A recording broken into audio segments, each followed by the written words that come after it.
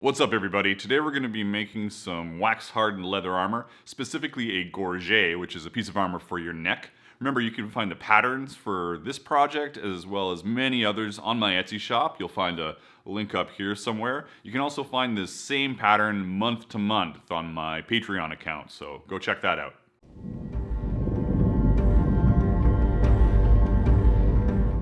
Also, if you want to help support the channel even more, I've been designing shirts for a while. There's links below this video. I'd love it if you checked them out and maybe gave me some feedback on them.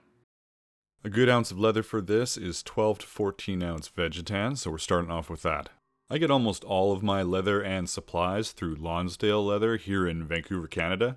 There's a link in the description box. Be sure to check them out. When I'm sizing my gorgets, it's generally just a measurement around the neck, and if somebody wants the gorget to be short or tall at the front. When you pick up my pattern, there will obviously be multiple size options, so you can make any size gorget that you need to. Even if you have a brand new blade on your knife, be sure to strop it so you can go through these heavier leathers a little easier.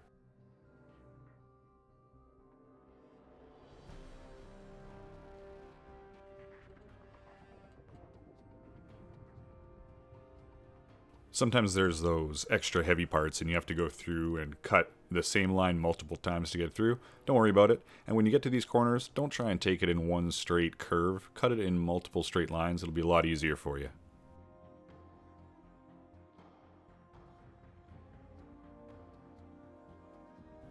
Now I'm just sharpening my beveler in preparation to do the edges. This is a number 3. Sometimes bevelers have different numbering, but it's a slightly larger one, but not huge, because the thickness of the leather needs a pretty good bevel on it, so you have a good curve.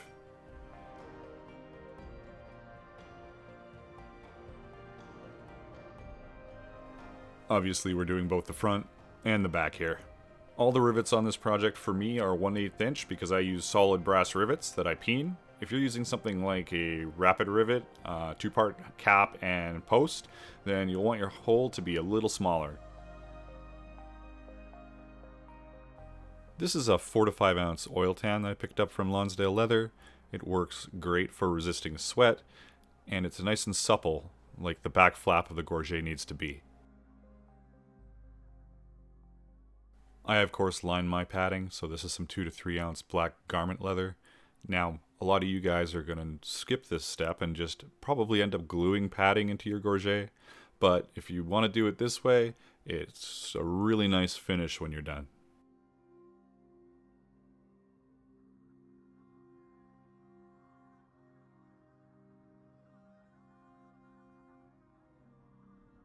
Now it's time for the padding. I use high quality 1/4 inch closed cell foam for all my gorgets. And obviously this is an integral part of the pattern, so if you decide to change the foam, you're changing the size of the gorget. Also, because the padding and the waxed leather are being put together and curved, the inside piece is always going to be smaller than the outside piece.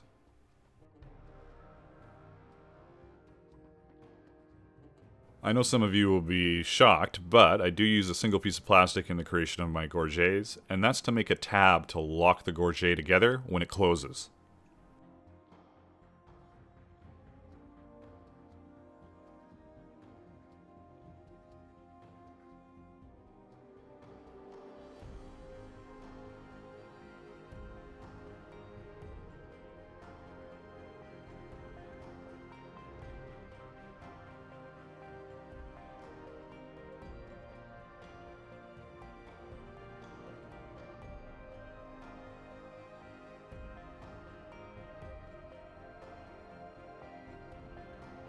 Once I've done that, I'm using a number 1 beveler to take off a little bit of the edge, because this needs to be smooth if it's going to slide between the padding and the waxed leather.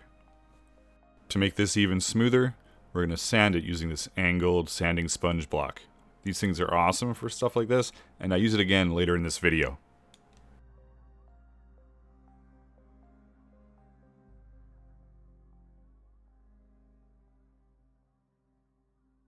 Well, we need to be able to close this gorget, so I'm using some more oil tan, this time brown in a 5 to 6 ounce to make my tongue and buckle strap for the closure.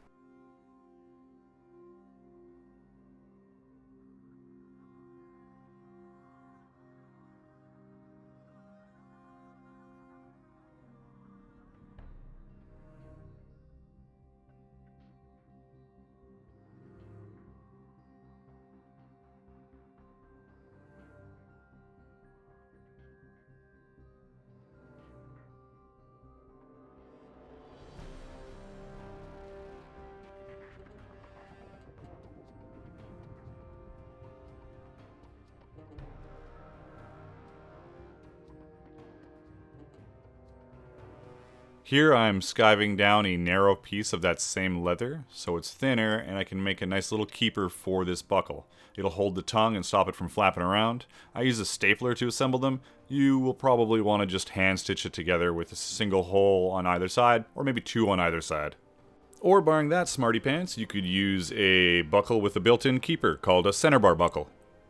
After we've smoothed out all the edges on our Vegetan with a burnishing tool and beeswax, it's time for it to go into the wax pot. 250 degrees Fahrenheit, maybe about 3 minutes. This is a giant 18-quart turkey roaster that I discovered, and it's perfect for this process. I'll link it in the description of this video. It's also linked on my Amazon storefront. After 3 minutes, it's time to pull it out. You can let it rest very briefly so that some of the surface wax sinks into your material, but then wipe it away because we've got to form it. I use this old freezer shelf. It's perfect. So you're flying along on this project and you're thinking to yourself, what's next? Well, I've got lots of videos for you guys to check out, but if you're interested in looking at something a little different, my buddy Levi Woods has got a pretty cool channel, and one of my favorite videos of his is this one right here. Yeah, that's him making a Viking helmet out of steel. So be sure to check out the link right here and give him a thumbs up. Here I'm back using that sanding block. I'm just going to go over all the edges because once you wax it, any tiny little burrs from the leather will harden and be really annoying if it rubs against somebody's neck. Because these are padded, it's usually pretty rare that that happens, but I like to make sure everything's got a nice finish anyways. I'm pretty sure that most of you guys are not going to use solid brass dome head peening rivets for assembling this project. And hey, there's absolutely no shame in that. Use what you've got available and slowly improve your skills over time. Or quickly improve your skills over time, whatever works for you.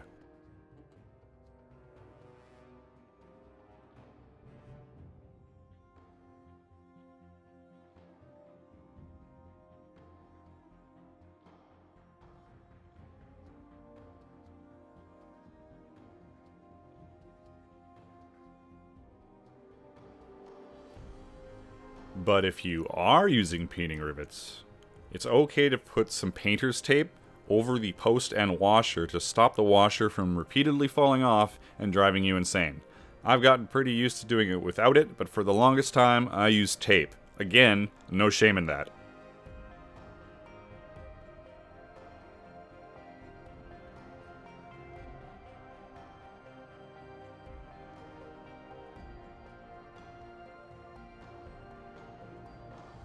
The pattern will have the holes for the tongue part of the strap. Just make sure that it doesn't interfere with your plastic tab at the back, because if it interferes with the tab, your gorget can't close properly.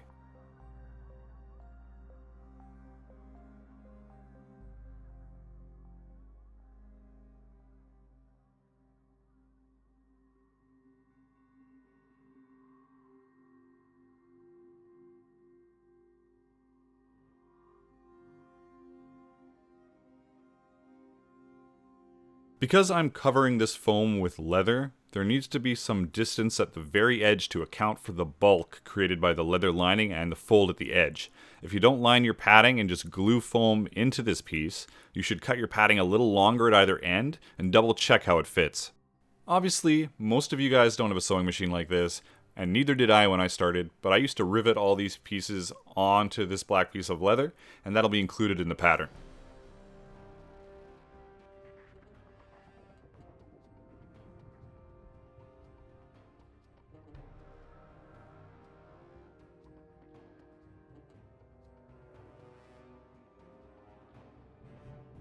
Because I'll be stitching the padding in place, we need to glue the flap on first so that it stays put while we stitch it.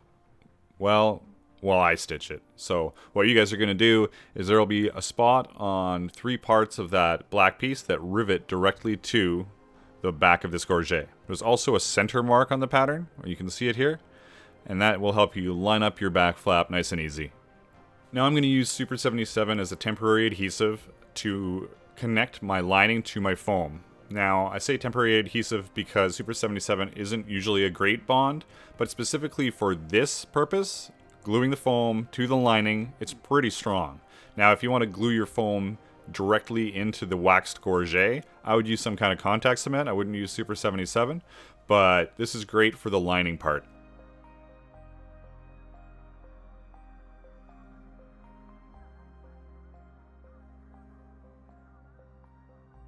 Both the back and the front of the gorget have a small part where you need to put some cuts in it to make sure that it's able to fold nicely. So it's pretty obvious where it is.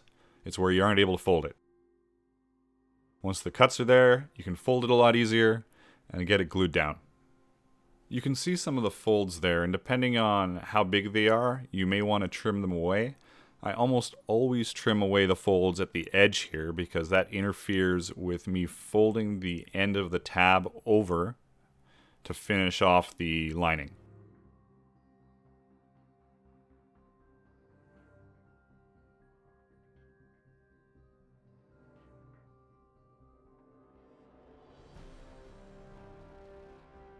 Once we've got the lining all glued together, I obviously am going to stitch it into place.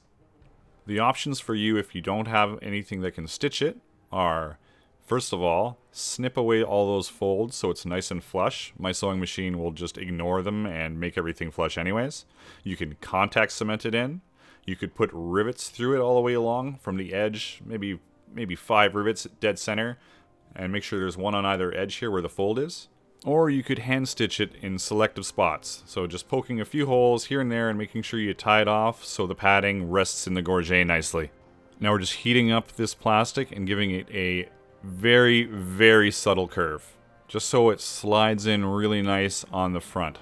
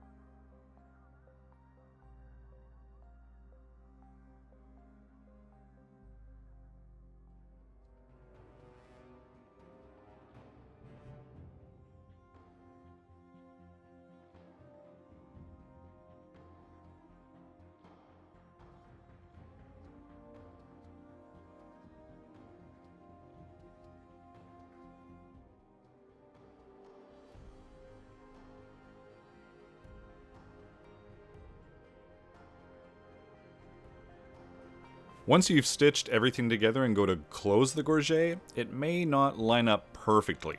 Don't worry about it. Use it, close it, it'll be fine. What I do though is throw it in the oven. Yes, the oven. At about 180 degrees Fahrenheit for approximately 10 minutes. I then take it out, shape it a bit, and let it cool. You should either be single or have a very understanding partner if you're going to do this.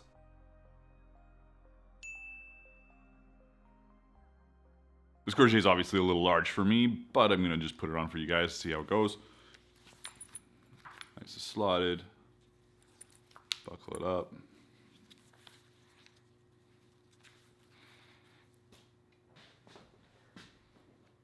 So there you have it, another piece of armor for you guys to build. Make sure you check the description of this video for links to tools and supplies that I use. Make sure you hit the like button if you enjoyed it, subscribe for future videos, hit that notification button so you don't miss any of my content, and until next time, keep on being creative in whatever it is you do.